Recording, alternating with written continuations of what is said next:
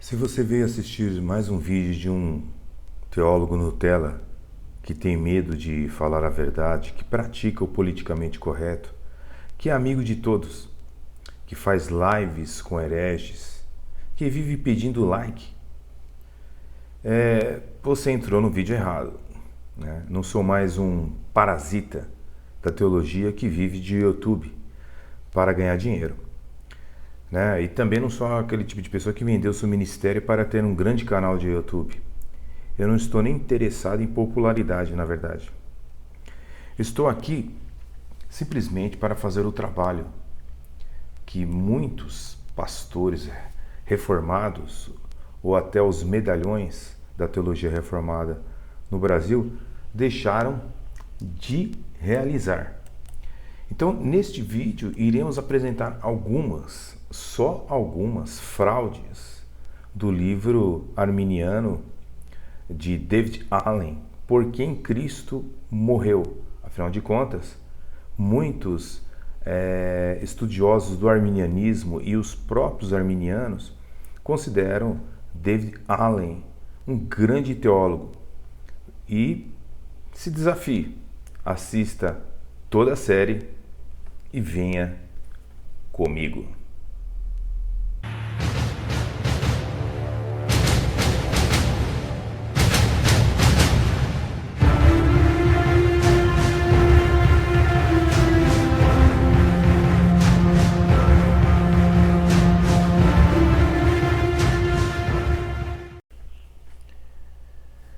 Saudações cristãs, sejam bem-vindos ao canal Resistência Apologética.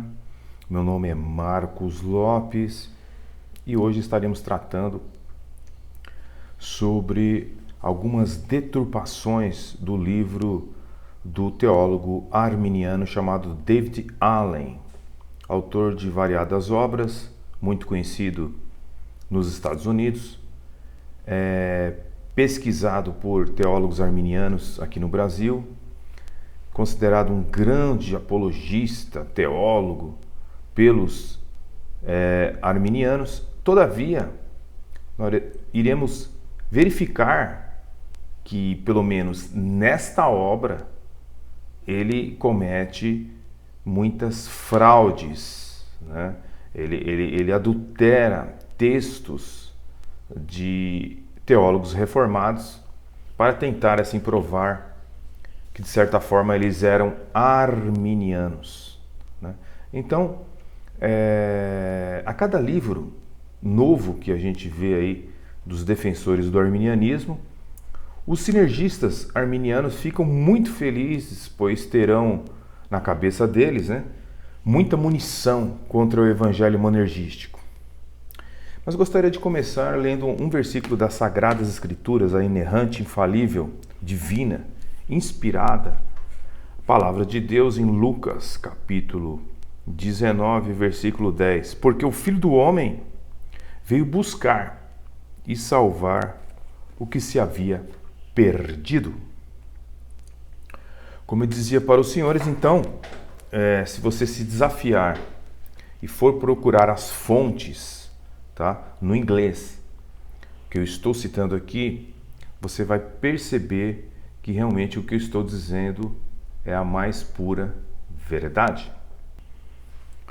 Infelizmente, por muitos leitores de livros arminianos que compram variados livros arminianos, não vão atrás das fontes para verificar se de fato aquelas declarações que estão ali são verdadeiras, né? Ao contrário, muitos dos arminianos zombam, riem, né, e se alegram ao ouvirem seus teólogos sinergistas pelas redes sociais, mas não percebem que eles mesmos, né, são os velhos anabatistas ressuscitados no século XXI que zombavam também, né, no século XVI e XVII. Os anabatistas zombavam da teologia reformada. Embora haja de fato algumas diferenças entre as crenças dos anabatistas, no fim, o sinergismo anabatista está de volta no século XXI. assim como faziam nos tempos da Reforma Protestante. Hoje temos muitos canais zombeteiros da verdade bíblica de Deus, que Deus é soberano por absoluto no universo, onde Deus tem o direito de escolher as suas criaturas por justamente ser totalmente soberano, né? Escolher os vasos de honra, mas eles acham que isso não é evangelho, né? Isso é uma deturpação do evangelho. Aqui no Brasil temos milhares de arminianos que falam com grande alegria, né? Quando se relacionam ao chamado calvinismo, né? Então alguns até idolatram os seus mestres, né? E eu vejo constantemente seus seguidores dizendo, por exemplo, para eu debater com Carlos Augusto Vailate, por que você não debate com ele lá, né? Carlos Augusto Vailate, ele é um pastor aqui no Brasil, arminiano, que faz várias citações do grego, do hebraico, como se a Bíblia realmente aprovasse as suas manobras exegéticas, assim como as interpretações do pastor sinergista Elias Soares, que defende com unhas e dentes o semipelagianismo sem qualquer constrangimento. Você conversa até com alguns arminianos, eles falam, não, realmente o pastor Elias Soares é semipelagiano. Por quê? Porque ele defende realmente que o homem tem o chamado livre-arbítrio, contanto que nem Jacó Arminius acreditava nisso. Então, você percebe, né, que muitos arminianos, eles são totalmente alheios à verdade bíblica, à verdade neotestamentária, à verdade histórica da Bíblia, mas eles fazem várias citações de teólogos reformados para tentar buscar, assim, substância para o seu arminianismo. Tá? Eu poderia aqui citar inúmeros nomes, provas de que eles estão totalmente equivocados com seu sinergismo e o abandono das doutrinas da graça, né, que é apresentado na Bíblia, para uma fé totalmente diferente, né, daquela que a Bíblia diz que a fé é um dom de Deus. Mas, se quiser saber mais, ver mais provas do que estamos afirmando, basta ver os inúmeros vídeos que se encontram neste canal sobre os sectários, como os adventistas, os testemunhos de Jeová, os espíritas, no canal Espada Triunfante, que está agora, eu estou fazendo vídeos aqui no canal Resistência, porque no canal Espada Triunfante eu fui impedido pelo Supremo Tribunal Federal a colocar vídeos por 90 dias lá no canal Espada Triunfante. Então estou colocando os dois conteúdos, né, aqui neste canal. Quando eu vou falar sobre Adventista, Testemunho de Jeová, Espírita e outras seitas que eu fazia ali no canal Espada Triunfante, você vai encontrar aqui também, porque eu terei que fazer aqui por uns 90 dias vídeos sobre as variadas seitas que existem, né? Eu recomendo a série Arminianismo, a Alma das Seitas, para você perceber que os ensinos, né, das diversas religiões deste planeta e falsas seitas estão inseridas no arminianismo. Tá? As evidências religiosas comprovam as afirmações que você pode ver na série Arminianismo, a Alma das Seitas. Tá? E se você realmente abrir o seu coração para a verdade soteriológica, tá bom? Você vai se enquadrar naquelas palavras que Jesus disse: as minhas ovelhas ouvem a minha voz. Os créditos dessa pesquisa que eu vou mostrar para vocês agora são do apologista reformado Jailson Serafim, que atualmente mora no Recife e que é um grande pesquisador apologista reformado. Então todos os créditos dessa pesquisa são da pena do senhor Jailson Serafim. Bem, quando nós falamos de David Allen, do seu livro Por Quem Cristo Morreu, nós percebemos que ele faz citações de variados teólogos do passado. E não poderia deixar, evidentemente, de fazer citações de Martinho Lutero, certo? Na página 88 e 89 do seu livro Por Quem Cristo Morreu, David Allen ele tenta passar a ideia de que Martinho Lutero era um defensor da expiação ilimitada. Ele faz uma citação do sermão do reformador alemão sobre João, capítulo 1, versículo 29, de uma forma truncada e fora do contexto.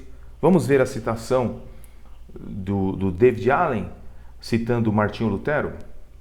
Veja bem, segundo David Allen, Martinho Lutero escreveu o seguinte: você pode dizer, quem sabe se Cristo também expiou o meu pecado? Não tenho dúvida de que ele expiou o pecado de São Pedro, São Paulo e outros santos. Esses eram pessoas piedosas. Você não sabe o que São João diz em nosso texto? Este é o Cordeiro de Deus que tira o pecado do mundo? E se você não pode negar que também é parte deste mundo, pois nasceu de homem e mulher, você não é uma vaca ou porco. Conclui-se que seus pecados precisam ser excluídos, bem como os pecados de São Pedro. Você não sabe? Não há nada que falte ao Cordeiro. Ele expia todos os pecados do mundo desde a sua origem. Isso implica que ele também expia os seus e oferece a sua graça. Olhando assim, à primeira vista, como é costumeiro fazer declarações de Spurgeon dizendo que ele defendia algum ponto arminiano, aqui nós vemos David Allen adulterando, né, a fala de Martinho Lutero. Né? Veja a frase sem as reticências e você vai perceber, né, o que Martinho Lutero queria dizer. Veja, Martinho Lutero diz: você pode dizer, quem sabe se Cristo também expiou meu pecado? Não tenho dúvida de que ele expiou o pecado de São Pedro, São Paulo e outros santos. Esses eram pessoas piedosas. Oh, se eu fosse como São Pedro ou São Paulo. Você não ouve o que São João diz em nosso texto? Este é o Cordeiro de Deus que tira o pecado do mundo? E você não pode negar também que é parte deste mundo, pois nasceu de homem e mulher. Você não é uma vaca ou porco. Conclui-se que seus pecados precisam ser incluídos, bem como os pecados de São Pedro. E assim, como você é incapaz de expiar seus pecados, eles também não puderam expiar os deles. Não há exceções aqui. Portanto, não ceda aos seus próprios pensamentos, mas apegue-se às palavras que garantem a você e a todos os crentes o perdão dos pecados por meio do Cordeiro. Você não ouve? Não há nada que falte ao Cordeiro? Ele expia todos os pecados do mundo desde a sua origem. Isso implica que ele também expia os seus e oferece a sua graça. Olha, se você olhar o volume 10, página 58, né, da citação de Lutero, você vai perceber que David Allen cita fora de contexto, propositalmente. Não tem como ele dizer que eu não percebi isso daí, né? Então, assim, Lutero, ele está se referindo a um grupo específico de pessoas, os crentes, tá? Que fazem parte deste mundo, de quem o Cordeiro de Deus tira o pecado. Ele não se refere a todos os homens sem exceção, incrédulos e crentes. Na frase anterior, omitida por Allen, Lutero excluiu o Papa e os turcos desse mundo.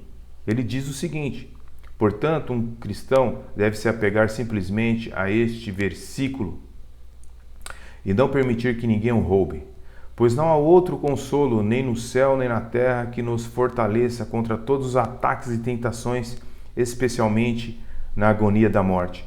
E quem acredita que este Cordeiro carrega os pecados de todo mundo deve considerar o Papa e os turcos como o anticristo, pois o Papa ensinou que o cristão deve se preocupar em carregar seu próprio pecado, expiá-lo com esmolas e coisas do gênero. Esta é uma mentira descarada até os dias atuais. Mas se o que ele ensina é verdadeiro, então eu, não Cristo, estou sob o jugo e o peso do meu pecado. Então, eu estaria necessariamente perdido e condenado. Mas Cristo carrega o pecado, não apenas o meu, o seu ou de qualquer outro indivíduo, ou apenas de um reino ou país, mas o pecado do mundo inteiro. E você também faz parte do mundo inteiro. Então, queridos, na frase anterior omitida por David Allen, Lutero identifica o mundo com os cristãos, tá? E nós vemos a declaração de Lutero. A única coisa que é eficaz a este respeito é mencionado aqui. Eis o Cordeiro de Deus que tira o pecado do mundo. Em Isaías 53, verso 6, lemos: o Senhor fez cair sobre ele a iniquidade de todos nós. E novamente, Isaías 53, 8, o Senhor ferirá pela transgressão do meu povo. Tudo se centra em Cristo. Portanto, um cristão deve aderir a esse versículo com simplicidade de coração e não permitir que ninguém o roube. Então ele estará ciente da cegueira de todos os pagãos, dos papistas e dos ímpios que querem se sentir com peregrinações e com boas obras. Eles fazem muito disso e se consolam com o purgatório, mas eles são cegos, pois a Escritura Sagrada declara que o pecado do mundo não está no mundo, ou o pecado de São Pedro em São João, ou o pecado de São Pedro em Pedro, pois eles são incapazes de suportá-lo. O pecado do mundo está em Cristo, o Cordeiro de Deus.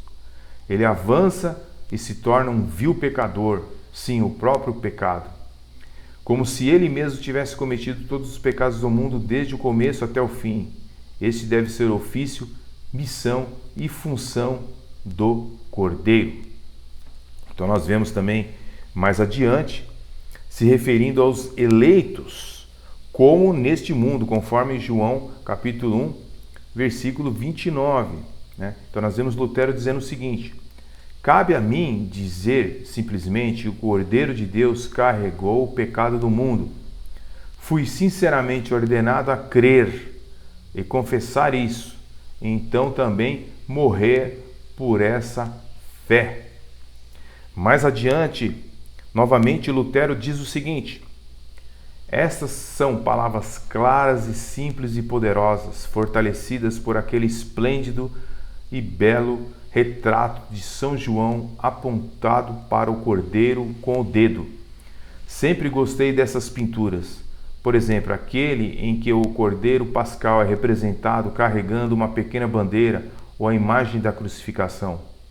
Mas no papado, nunca entendemos seu verdadeiro significado. Esta é a mensagem que eles realmente desejam transmitir.